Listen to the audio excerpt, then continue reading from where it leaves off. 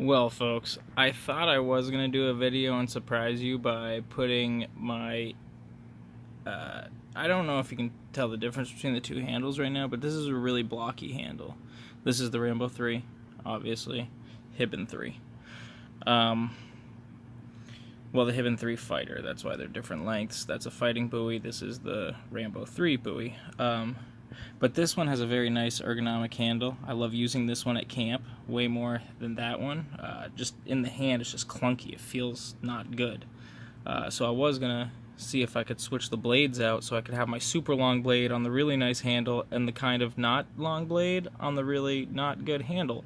But as you see here, the ends of these are completely different. Not completely different, this one's just probably about a 1/4 inch longer than this one, and when you slide this down into the handle, the bolt comes to about here and it catches one thread, so obviously you can't use that. I do also want to say, so this is the Rambo III knife. Pretty sure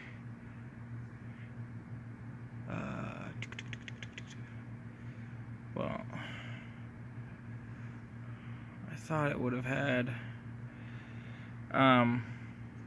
it looks quasi-new, probably before they had to change it to Hibben III, so I'd probably say this is from the 90s, probably like 95, 96, 97 maybe. Not too sure. Don't quote me on any of this. Like I said, when I make these videos, I don't have a script, and this is just going off stuff that I have seen online in my head. I'm pulling it up from my memory. So this could be from that era. I want to assume that they stopped in the early 2000s. They stopped and made them Hibben knives. Anyway, this one is older. But if you look at the craftsmanship in the weld, can we focus that? There we go. This one is just, I mean, it's done with much more love. I mean, there's a gap right there, but if you look at it compared to this one, look at that. This is almost kind of garbage, and I understand why people don't like the new Hibben knives.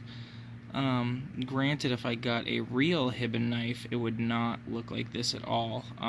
It would be full tang all the way through with threads custom built on it, and wouldn't be a bolt soldered onto the end of it.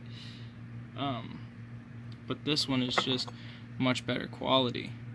Just they took their time, I guess, back then. Even though it was mass produced, they wanted to make it as good as they could.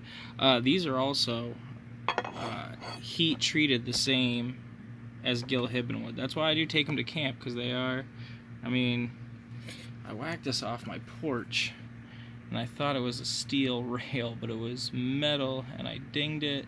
Is that it right there? There's a pretty good one somewhere here. Oh, right there. Yep, that's it. Dinged it. So good, man. You can see it over here, too. But man, I've put these knives, this one specifically, like I said, I like the handle on this one, so I use this one at camp much more, but this one I've just put this through so much, and the blade holds up so well. I've only had to sharpen it once in the entirety that I've owned it. This one I have not sharpened yet at all. I did have to grind the tip of the blade down. I put it into the ground, and it hit a rock, a piece of slate at camp, and kind of, not that it fucked the tip up, because it didn't, but let's see, can my focus is here. You see how the tip got a little screwy right there, so I had to kind of grind it back down. But this thing is still sharp, still amazing. It's really long though. That's why I prefer this one at camp. You have a little more control over where you're swinging the blade. Anyway, this was just supposed to be a short video to tell you guys that I could not put these two handles together. So, yeah, I guess this is really the end of the video, and I'm going to stop rambling because there's no point to anything anymore, right? Stay safe, don't cut yourselves.